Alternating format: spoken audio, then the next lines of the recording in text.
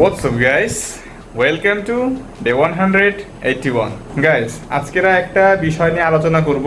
আমার পার্সোনালি মনে হয় যে এই বিষয় নিয়ে আমার একটা আলোচনা করা উচিত। তো কথার বেশি পেঁচাবো না, ঘুরাবো না, একদম ডাইরেক্ট আলোচনায় মুভ করছি। রিসেন্টলি আমি এরকম কিছু উদ্যোক্তাদের কন্টেন্ট দেখছি যারা এক্স্যাক্টলি একটা চ্যালেঞ্জ নিয়েছে যে 30 দিনে এত লাখ টাকার চ্যালেঞ্জ, 6 মাসে এত কোটি টাকার চ্যালেঞ্জ। তো এই জিনিসগুলা বারবার আমার সামনে আসছে কন্টিনিউয়াসলি।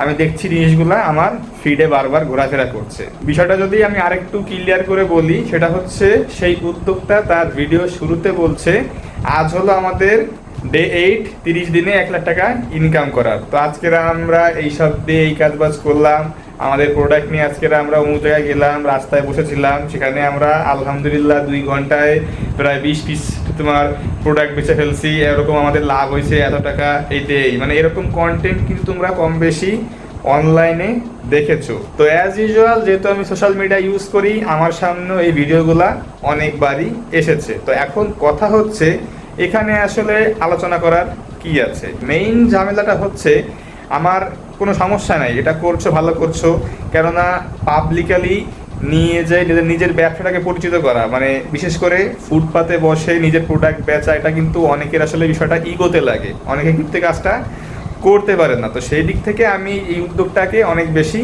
রেসপেক্ট করি। But on the other hand, তোমার যদি এরকম চিন্তা হয়ে থাকে যে আমি আমার ব্যবসাটাকে একদিন একটা বড় ব্র্যান্ডে পরিণত করব, আমার ব্যবসা আমার ব্র্যান্ড একটা প্রিমিয়াম ব্র্যান্ড হবে, তাহলে আমি বলবো এই কাজটা একটা রেড ফ্ল্যাগ।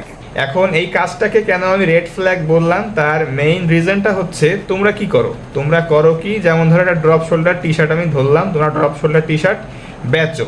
তোমরা করো কি, বাইং হাউস থেকে বা বিভিন্ন ওয়্যার হাউস থেকে যোগাযোগ করে সেখানে মোটামুটি 200-250 টাকা রেঞ্জের ড্রপ শোল্ডার টি শার্ট তোমরা নিয়ে আসো। অ্যাজ ইউজুয়াল যা মার্কেটে চলে নর্মালি মোটামুটি 20-30 পিস টি শার্ট নিয়ে চলে যাও এরকম প্লেসে যেখানে আসলে অনেক বেশি ক্রাউড, মানুষের যাতায়াত বেশি।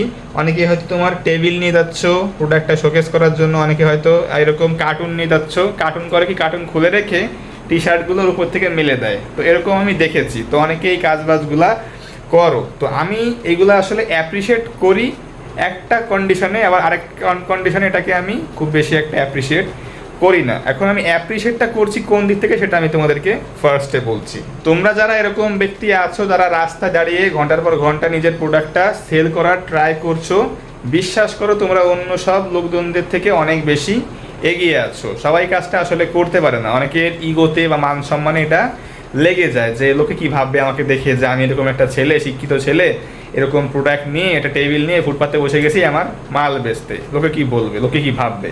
তো এই চিন্তা কিংবা তোমরা কিন্তু এটা টপকে গেছো, ওভারটেক করে গেছো। তোমরা কিন্তু সেই সাহসটা দেখিয়েছো, যে কারোরটা তোমরা শো করেছো যে আমরা কোনো কারোর মতামতের মানে কোনো ধারধারি না, আমরা আমাদের মতো কাজবাজ করবো, আমার বাঁচতে হবে, আমার ইনকাম করতে হবে, আমার ব্যবসা করতে হবে, আমার ব্যবসা আমার কাছে, তো আমি যাই করি সেটা আমার ভালোর জন্যই আমি করব। তো তোমরা কিন্তু এটা টপকে গেছো, যার জন্য তোমাদেরকে আমি সাধুবাদ জানাই, তোমরা সেই অ্যাপ্রিসিয়েশনটা আমি জানাই। তোমরা চক্ষুলজ্জা পার করে এই কাজটা তোমরা করতেছো। পাশাপাশি তোমরা অন অ্যান অ্যাভারেজ প্রতিদিন মোটামুটি 15-20 পিস টি শার্ট ইজিলি সেল করে দিচ্ছ, ভালো ইনকাম হচ্ছে, ভালো একটা প্রফিট তোমরা পাচ্ছ। হয়তো ওখানে অত বেশি প্রফিট করা যায় না, যেমন ধরো যদি তোমার টি শার্টের দাম হয়ে থাকে 300 টাকা, সর্বোচ্চ 50 টাকা এখানে প্রফিট করা যায়, যেহেতু ফুটপাত ওরকম প্রাইস মানুষ কখনোই দিবে না। তো ধরলাম তুমি 50 টাকা পার টি শার্টে লাভ করলাম, মোটামুটি রেগুলার তোমার লাভ থাকলো 300 কি 400 টাকার মতো তোমার লাভ থাকলো, বা 500, সর্বোচ্চ 500 টাকা তুমি প্রফিট করলা। তো মোটামুটি তোমার ব্যবসা এরকমভাবে চলছে। আর তুমি পাশাপাশি কন্টেন্ট বানাচ্ছ যে আজকের আমাদের এই ডে এরকম কালেকশন করছি আমরা, এই ডে আমাদের স্টোরি। কম দামে প্রোডাক্ট সেল করার যদি তোমার টার্গেট হয়ে থাকে যে আমি লাইফ টাইম আমার প্রোডাক্টের দাম কম রাখবো, প্রিমিয়াম ব্র্যান্ড আমি বানাবো না, নর্মালি ব্যবসা করব, তাহলে তো আমি বলবো তুমি 100% রাইট কাজ করছো। আর তোমরা যারা এই সেম কাজটা করে ভাবতেছো যে আমি ফুটপাতে টি শার্ট বিক্রি করছি, রেগুলার প্রফিট কেমন কি করছি, আমার গোল কি, সব কিছু আমি শেয়ার করছি অনলাইনে, আমি দেখাচ্ছি আমার প্রোডাক্ট মানুষ ফুটপাত থেকে কিনতেছে, বাট আমার স্বপ্ন হচ্ছে আলটিমেটলি আমি অনেক বড় একটা ব্র্যান্ড বিল্ড করব, এক্ষেত্রে আসলে বিষয়টা অনেকটা ওয়ার্কেবল হবে না। এর কারণ কি জানো? কারণটা হচ্ছে তোমার প্রোডাক্টের প্লেসমেন্ট। তুমি এরকম একটা প্লেসমেন্ট চয়েস করেছো যেটা আসলে খুবই চিপ লাগে। কোনো প্রিমিয়াম লেভেলের কাস্টমার তোমার প্রোডাক্ট দেখে কখনোই সেই ডিজায়ারটা তার মনে আসবে না, কারণ তুমি ফুটপাতে মাল বিক্রি করছো। তুমি সেখানে 300 টাকা দামের একটা টি শার্ট 50 টাকা লাভ করে সেল করছো, তাও আবার ফুটপাতের মতো একটা জায়গায় যেখানে সবসময় সাধারণ জনগণ বা যাদের বাজেটটা একটু কম তারা এইসব জায়গা থেকে কেনাকাটা করে।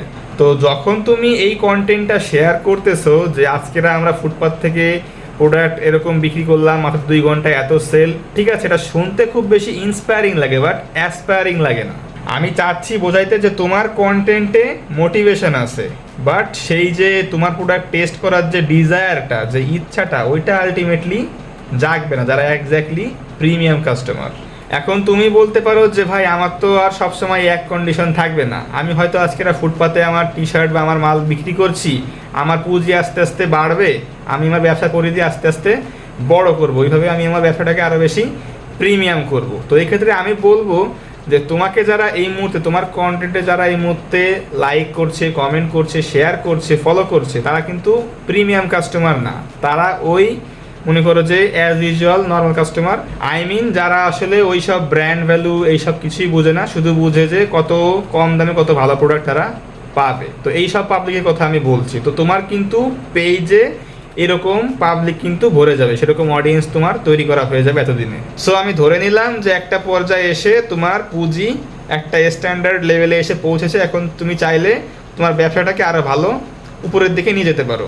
বাট তুমি যখন চিন্তাটা করবা যে না এখন আমি প্রিমিয়াম করে ফেলবো, কাস্টমার আমার কাছ থেকে নিবে, যেহেতু আমার এখন প্রিমিয়াম একটা সব কিছু করে ফেলছি, আমার প্রোডাক্টের দাম ভালো, সেরকমভাবে প্লেসমেন্ট করছি, সব কিছুই তুমি প্রিমিয়াম ব্র্যান্ডের মতো করছো, বাট ততদিনে আসলে আলটিমেটলি অনেক বেশি লেট হয়ে যাবে, কেননা তোমার পেজে অলরেডি সেই কাস্টমারের একটা অডিয়েন্স বেসমেন্ট তৈরি হয়ে যাবে যারা এক্স্যাক্টলি কম দামে প্রোডাক্ট খোঁজে। তারা এক্স্যাক্টলি ওই যে প্রোডাক্টটা তুমি যে প্রিমিয়াম প্রোডাক্টটা লঞ্চ করলা ওইটার ভ্যালু তারা কখনোই বুঝবে না, বরঞ্চ তারাই তোমার এই হঠাৎ পরিবর্তন দেখে তোমাকে আরও গালি দেওয়া শুরু করবে, বলবে যে একে তো আমরা শুরু থেকে এত সাপোর্ট করলাম, ভালোবাসা দিলাম, এত বড় করলাম, আজ সেই আমাদের সাথে একদম চোখ পাল্টি মারলো। তখন কিন্তু হিতে বিপরীত হয়ে যাবে। তুমি তোমার মোটিভেশনাল কন্টেন্টের মাধ্যমে অডিয়েন্সের সাথে যে ইমোশনাল বন্ডিংটা বিল্ড করতে যাচ্ছ, তার জন্য সেটা হয়তো এনজয় করার জন্য কিছু অডিয়েন্স তোমাকে ফলো করবে, বাট তুমি যেই প্রিমিয়াম অডিয়েন্স চাচ্ছ তারা সেই অডিয়েন্স না। ইলিয়েনের নাম তো অবশ্যই শুনছো। ইলিয়েন কেন ফেমাস?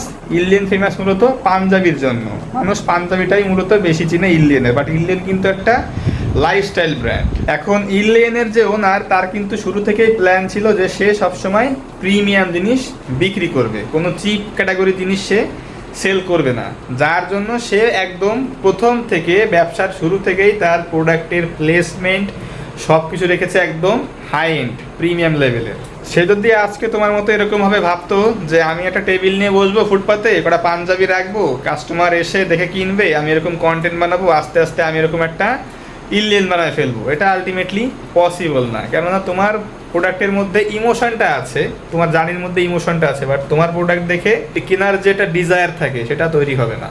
সো যদি চিন্তা ভাবনা এরকম হয়ে থাকে যে আমি প্রিমিয়াম ব্র্যান্ড বানাবো ইন ফিউচারে, তাহলে আমি বলবো শুরু থেকেই সেই প্রিমিয়াম অ্যাপিয়ারেন্সটা নিজের ধরে রাখতে শেখো। আর যদি এরকম চিন্তা ভাবনা হয়ে থাকে যে আমার কোনো ব্র্যান্ড ওরকম কিছু করা লাগবে না, আমি জাস্ট খালি 2 বেলা 2 মুঠো খেয়ে বাঁচতে চাই, তাহলে আমি বলবো যা করতেছো একদম ঠিক করতেছো, আই টোটালি অ্যাপ্রিসিয়েট। এই ভিডিও দেখার পরে অনেকেই হয়তো আমার সাথে একমত হবা, আবার অনেকে হবা না, বাট আলটিমেটলি যেটা আমি মনে করেছি সেটাই তোমাদের সাথে আমি শেয়ার করেছি। তো গাইস, আশা করি ভিডিওটা তোমাদের অনেক বেশি উপকারে এসেছে, বিশেষ করে যারা মনের অজান্তে এই কাজবাজগুলা করছিলে তোমরা তোমাদের অ্যান্সারটা পেয়ে গিয়েছো। ওকে, তো ভিডিওটা আজকের আমি এখানেই শেষ করছি। দেখা হচ্ছে ইনশাল্লাহ আগামীকাল। Take care on yourself and আল্লাহ হাফেজ।